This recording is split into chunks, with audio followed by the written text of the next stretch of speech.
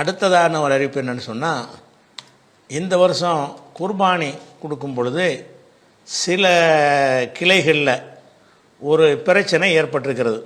என்ன பிரச்சனை என்று சொன்னால், நம்ம சரியான இஸ்லாத்தினுடைய நிலைப்பாட்டின் பிரகாரம் யௌமுன் நஹர் அறுக்கிற நாள் என்று நபிகள் நாயகம் ஸல்லல்லாஹு அலைஹி வஸல்லம் அவர்களால் குறிப்பிடப்பட்ட அந்த 10வது நாளில் தான், அதாவது ஹஜ்ஜி பெருநாள் தினத்தில் தான் குர்பானி கொடுக்க வேண்டும். அந்த நாளில் கொடுப்பது என்று சொன்னால் மகரிபுக்குள்ளே அந்த குர்பானி அறுத்து விநியோகம் பண்ணுவது முன்ன பின்ன இருந்தாலும் மகரிபுக்கு முன்னாடி அந்த குர்பானி பிராணியை அறுத்து விட வேண்டும். இதுதான் அந்த குர்பானிக்கு உரிய காலக்கெடு. அந்த அடிப்படையில் தான் நம்முடைய கிளை சகோதரர்கள் மக்களிடத்தில் அந்த குர்பானிக்கான பங்குகளை திரட்டினார்கள். ஆனால் இந்த வருடம் சில ஊர்களில் அறுப்பதற்குரிய ஆட்கள் கிடைக்காத காரணத்தினாலையும் வேறு சில பிரச்சனையின் காரணமாகவும் அன்றைய மகரிபுக்குள்ள குர்பானி அறுக்க முடியாமல் ஓரிரண்டு மாடுகள் தேங்கி இருக்கின்ற ஒரு தகவல் கிடைக்கிறது. தேங்கிய பிறகு சம்பந்தப்பட்டவர்களை தெரிவித்து மறுநாள் அவங்க நினைஞ்சிருக்கிறாங்க, குர்பானி கொடுத்துருக்குறாங்க. அப்போ இந்த விஷயமாக மார்க்க நிலைப்பாட்டையும் சொல்ல வேண்டி இருக்கிறது. இனிமேல் நம்முடைய அமைப்பில் பேரில் பங்கு சேர்க்கக்கூடியவர்கள் எப்படி நடந்து கொள்ள வேண்டும் என்ற வழிகாட்டுதலையும் சொல்ல வேண்டி இருக்கிறது. மார்க்க விஷயத்தை பொறுத்த வரைக்கும் பெருநாள் தினத்தில் தான் கொடுக்க வேண்டும் என்பதில் இரண்டாவது கருத்து இல்லை. ஆனாலும் சில சூழ்நிலைகளில் அவங்களுடைய சக்திக்கு மீறி கொடுக்க முடியாத நிலை ஏற்பட்டால் அந்த மாதிரி விஷயத்துக்கு மார்க்கத்தின் ஒரு வழிகாட்டுதல் இருக்கிறது. உதாரணமாக ஹதி என்கிற ஒரு வணக்கம் இருக்கிறது. ஹதி என்று சொன்னால் ஹரமில் போய் ஒரு பிராணியை பலி கொடுக்கிறது. போயும் பலி கொடுப்பாங்க, போகிற ஆள்கிட்ட கொடுத்து விட்டும் பலி கொடுப்பாங்க. அல்லது அந்த அரபு பிரதேசத்தில் இருந்தாங்கன்னு சொன்னால் அவங்களாவே அந்த குர்பானி பிராணிக்கு ஒரு மாலை போட்டு அடையாளம் விட்டு அதையே ஓட்டி விட்ருவாங்க, தன்னால் அது போயிடும். இப்படி ஹதியுடைய பிராணியை கொண்டு செல்லும் பொழுது இடையிலேயே அதுக்கு ஏதாவது ஏற்பட்டால், இதை ஹதி பற்றி நம்ம ஹதி ஒரு ஆய்வுங்கிற தலைப்பில் முன்னாடியும் விளக்கி இருக்கிறோம். அந்த மாதிரியான ஏற்பட்டால் எந்த இடத்துல பிரச்சனை வருது அங்கே அறுத்து, நம்ம ஹதினாலே மக்காவில் தான் அறுக்கணும், ஹரமில் தான் அறுக்கணும். அது அறுக்க முடியாத அளவுக்கு அந்த பிராணிக்கு ஏதாவது பிரச்சனை ஏற்பட்டால், ஒரு சூழ்நிலை ஏற்பட்டால் எந்த இடத்துல பிரச்சனை வருது அங்கே அறுத்துருங்க அப்படிங்கிறாங்க. மக்காவில் போய் அறுக்கலை. அப்போ இயலாத நேரத்தில் அதை செய்ய முடியலை என்று சொன்னால் அதை அல்லாஹ் என்ன செய்கிறான், ஏற்றுக்கொள்கிறான். அதே மாதிரி நீங்கள் உம்ரா ஹஜ்ஜிக்கு போகும்போது நீங்கள் தடுக்கப்பட்டீர்கள்னு சொன்னால் எங்கே தடுக்கப்படுறீங்களோ அங்கேயே அறுத்துருங்க. அது ஹதியை நம்ம ஹரமில் போய் தான் அறுக்கணும்.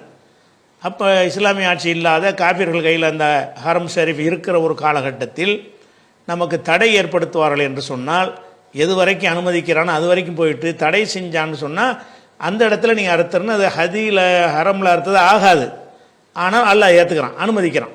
இந்த மாதிரி ஒரு அடிப்படை கவனத்தில் கொண்டு பணம் கொடுத்தவர்களும் பெருநாள் தினத்தில் கொடுப்பார்கள் என்ற நியத்தில் தான் கொடுத்தீர்கள். உங்கள் எண்ணம் அடுத்த நாள் கொடுக்கணுங்கிற எண்ணம் கொடுத்தவர்களுக்கு இல்லை. அதற்கு பங்கு சேர்த்தவர்களும் அன்றைக்கு கொடுக்க வேண்டும் என்ற எண்ணத்தில் மாத்திரம்தான் பங்கு சேர்த்தார்கள். அதற்காகத்தான் முயற்சியும் செய்தார்கள். ஆனால் அறுப்பதற்கு உரிய உரிப்பதற்குரிய ஆட்கள் கிடைக்காத ஒரு சூழ்நிலையில் அல்லது வேற ஒரு பிரச்சனையினால் அது சாத்தியமில்லாமல் போணுச்சுன்னா நம்மளுக்கு கைமீறின ஒரு செயல் என்ற காரணத்தினால் அடுத்து அவங்கள்ட்ட பங்கு வாங்கிட்ட காரணத்தினால் அடுத்தடுத்து நம்ம அறுத்தாலும் அல்லாஹ் குற்றம் பிடிக்க மாட்டான். எண்ணங்களை பொறுத்து இந்த ஹதிக்கு சொல்கிறாங்கல்ல, அது அடிப்படையாக வைத்து எடுத்துக்கொள்ளலாம். அதனால் அந்த குர்பானி கொடுத்தவர்கள் நீங்கள் பெருநாளைக்கு கொடுக்க வேண்டும் என்று தான் கொடுத்தீர்கள்.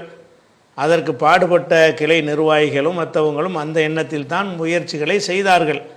முடியாமல் போனது நம்ம சக்திக்கு மீறி போன ஒரு விஷயமாக இருக்கிறதுனால் அல்லாஹ் என்ன செய்வோம், அதை ஏற்றுக்கொள்வான் என்கிற ஒரு தகவலையும் உங்களுக்கு பதிவு செய்து கொண்டு, இந்த குர்பானிக்கு பங்கு சேர்க்கிற கிளை நிர்வாகிகள் எதிர்காலத்தில் ஒரு விஷயத்தை நீங்கள் கவனமாக கடைப்பிடிக்கணும். இது நம்ம எத்தனை குர்பானி கொடுத்தோம், நம்ம எத்தனை மாடு அறுத்தோம்னு பெருமை அடிக்கிற ஒரு விஷயம் கிடையாது. இது இபாதத். அதுவும் அடுத்தவர்களுடைய இபாதத்துக்கு நம்ம பொறுப்பேற்று செய்கிறோம். பிறர் செய்ய வேண்டிய அந்த குர்பானிக்கு நாம் பொறுப்பேற்று செய்கிறோம் என்று சொன்னால் அதில் நம்ம கூடுதல் கவனமாக இருக்கணும். எந்தளவு இருக்க வேண்டும் என்று சொன்னால், எத்தனை மாடுகள் அந்த பெருநாள் மகரிபுக்குள்ளே கொடுக்க உறுதியாக கொடுக்க இயலுமோ அறுப்பதற்கு ஆட்கள் கிடைக்குமோ அதை திட்டமிட்டு மதிப்பிட்டு அதுக்கு ஏற்றவாறு பங்குகளை சேர்க்கணுமே தவிர நம்மளை நம்பி தருகிறாள் என்பதற்காக வேண்டி நம்ம ஏராளமான பங்குகளை வாங்கிட்டோம் என்று சொன்னால் இது போன்ற ஒரு நிலைமை எதிர்காலத்திலையும் நடக்க வாய்ப்பு இருக்கிறது. அதனால் குர்பானிக்கு பங்கு சேர்க்கும் பொழுது தர்றதெல்லாம் வாங்கி கொள்ளக்கூடாது. நமக்கு இயலுமான அளவுக்கு அதில் முடிஞ்சிருச்சு, இதுக்கு மேலே எங்களுக்கு கொடுக்க முடியாது என்று சொல்லி அதை நிறுத்தி கொள்வது தான். ஏன்னா அடுத்தவருடைய வணக்கத்தை நமக்கு பாழாக்கிற முடியாது. ஏன்னா பெருமை அடிச்சுக்கலாம், இத்தனை மாடு அறுக்கப்பட்டது, அத்தனை மாடு அறுக்கப்பட்டதுன்னு. அதுக்குரிய விஷயம் இல்லை. இது பெருமை அடிக்கிற விஷயங்களில் வணக்கம் சம்பந்தப்பட்ட ஒரு விஷயம்.